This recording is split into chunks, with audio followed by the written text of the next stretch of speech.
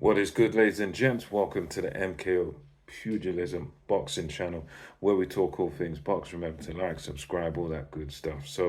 Let's get into this one. Lately on X, aka Twitter, formerly known as Twitter, there's been a bit of a back and forth between Oscar De La Hoya and Eddie Hearn. For those of you that are on Twitter or X or however, I find it hard to adjust to this thing now of calling it X. I'm not really on there myself, but from my understanding, Oscar De La Hoya has been subliminally sort of going after Turkey Al Sheikh and the idea of boxing being taken over and putting things like "this is war" and stuff of that nature onto Twitter. And the latest spat that he's had, at least to my knowledge, has been between himself and Eddie Hearn. And I'll read what he said here.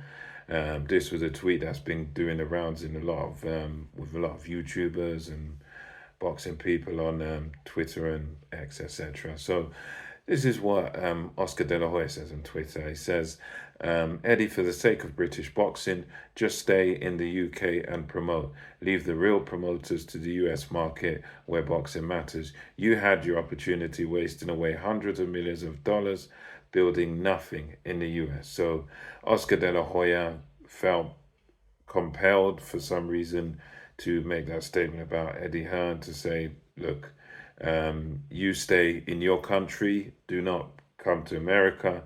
So obviously, it seems like De La Hoya, he feels some level of discomfort with Eddie Hearn coming over here. I've seen various videos again on Instagram over the years where he's sort of disapproving of Eddie Hearn and saying he doesn't know about boxing, this, that, and the other. And so that was his statement that Eddie Hearn should just stay out of America, should stay in this country here in the UK, leave the US boxing to the to the Americans, leave it to the Americans. Don't come over here with your British self. And Eddie Hearn gave him a nice reply, which to me kind of was a slam dunk sort of thing. As Eddie Hearn, this is what he said in response to Oscar De La Hoya. He said, Oscar De La Hoya, genuinely, are you okay? You stalked me like a crazed fan. You had a great win on Saturday, yet I consume your mind 24/7. Unfortunately for you, I am a global promoter with 18 world champions. You only have four. I have big plans to work with everyone to grow the sport globally and have some fantastic talent in the US market. Genuinely wish you all the best and hope you can enjoy what you do. So, again, Eddie Hearn there is trying to kind of take the high road, just saying, to Oscar, why are you coming after me? Are you okay? You seem to always stalk me. Why don't you enjoy your win? And I think for me, of the two guys, Eddie Hearn certainly makes a lot more sense than Oscar De La Hoya. While I do respect De La Hoya as a promoter and especially as a fighter, Oscar De La Hoya for me growing up was one of my favorite fighters. He's one of my all-time favorite fighters. I really enjoyed watching his career, and yeah, he's one of those guys that I really greatly respect. But I think when he's talking here, it's kind of a bit silly, really, to be honest with you, because you're trying to go on about US boxing, and at the end of the day, Eddie Hearn, success wise, you look at the Forbes list, and Eddie Hearn's well up there. I mean, even top rank is ahead of Golden Boy, Matchroom Boxing's ahead of Golden Boy 2, and there, I think PBC might even be ahead of Golden Boy in terms of the rankings and how much money that they're generating and making as a company. So at the end of the day, he talks himself up and gives it a big one, as we say here in the UK. And the fact of the matter is, Eddie Hearn is probably, in terms of boxing promotions, and he's probably doing it the best. He's probably the most successful from my understanding. I think Matchroom and Eddie Hearn are probably the most successful because they've got a global reach. And I think Oscar De La Hoya, he's not alone in this feeling where, a lot of Americans sort of think, well, do you know what?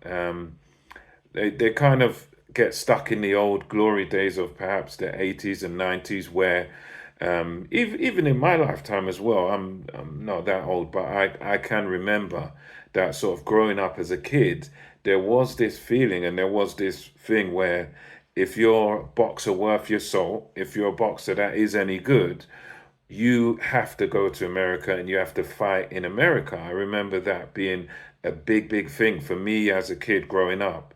That was that was just simply how it was when the way I grew up doing and watching boxing was whatever you did, if you're any good as a boxer, you would have to go to America and crack America. But now, over the years, over the past, I don't know, I want to say maybe decade or whatnot, there's kind of been a change. And now it's become more of a European thing, where especially if the heavyweights, since Lennox Lewis retired, you had the Klitschko brothers running it for damn near 10 years, where it wasn't everyone goes to America, it was everyone's got to come to see us in Germany because we're the heavyweight champs, we've got the belts, we reside in Germany, that's where you got to go. And with Anthony Joshua, it was, although Anthony Joshua has fought internationally, but Joshua, he's managed to fight in London, in England, over here multiple times, selling out Wembley Stadium, and he's a cash cow. I would argue, Joshua, he's still the cash cow in the division. So really, if you want to fight, you want to make the most money prior to the Saudi money, you'd have to probably come over here, fight Anthony Joshua over here, and it's like that. Even look at the cruisers and Usyk had to go to all these different countries, all these different fighters' hometowns to win belts and to become undisputed. And now, as Eddie Hearn said, it's much more of an international flavor. So I think for Oscar De La Hoya, his thinking here is kind of backwards because whatever he thinks of Eddie Hearn, much as we respect Golden Boy and what De La Hoya's done, Eddie Hearn and his company is more successful than De La Hoya's. And, Eddie Hearn captured it perfectly that you just basically you just beat my fighter, your guy, Ryan Garcia, who's your fighter.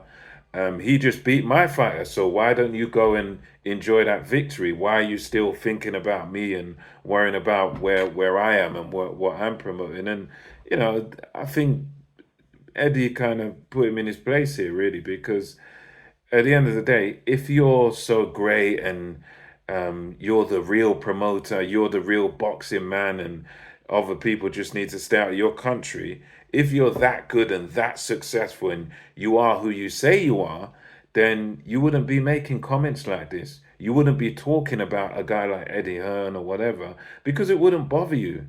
Just like, Eddie Hearn don't really bother talking about De La Hoya. You don't hear him saying the same thing, oh, stay out of my country, or stay here. No, because his company does the talking. And yeah, for me, yeah, it's kind of made De La Hoya look a bit silly here because he's going on about how good he is and oh, boxing matters here in the US when recent times have proved that no, boxing is not an American thing. It's not even, I'm British, but it's not just a British thing. It's an international thing. It's a global thing. You see the success of Inoue in Japan. You've got to go and fight him over in Japan. He's fought in America a few times, but he's got his massive fan base in Japan. And if he's the undisputed champ, who are we to now say, well, I don't care if he's in Japan, he's got to come over here? No, you got to go where the money is and where the belts are. In Saudi Arabia, they're proving their thing now that, you want the money, come over here to Saudi Arabia.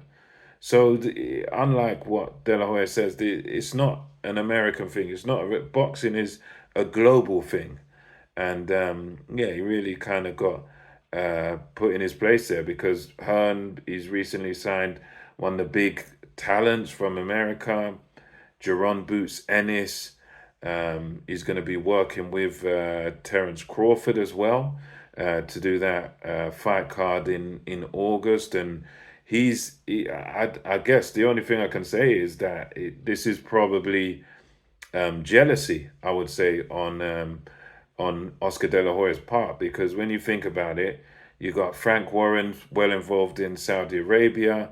He's collaborating with Eddie Hearn. Eddie Hearn is like taking a kind of one of the lead positions with Saudi Arabia, where all the biggest fights, where you get in the undisputed not only with the heavyweights, but with the light heavyweights. He's involved with Bivol over there, and he's very much a big fixture over there in Saudi, where all the real big money fights are taking place. So for me, I think this is probably just a jealousy thing from Oscar De La Hoya, because he'll be thinking, well, I was a great fighter. I'm a good promoter, great promoter, but this guy is somehow more successful than me. That for me, I think that's the only thing that makes sense of it. That this is some sort of jealousy on Oscar De La Hoya's part, which is sad, because he's made so much money from boxing. He's done so many great things in boxing. Great career. So really, he's got no reason to be bitter or to be jealous of anyone. He's pretty much done it all in boxing, as far as what you can do as a promoter and as a boxer. I mean, the guy's done everything there is to do. So it is a bit sad that he's trying to go after Eddie Hearn, and he seems to be kind of jealous. But anyway, let me know your thoughts on this in the comment section below. And until next time, it's MKO Pugilism, over and out.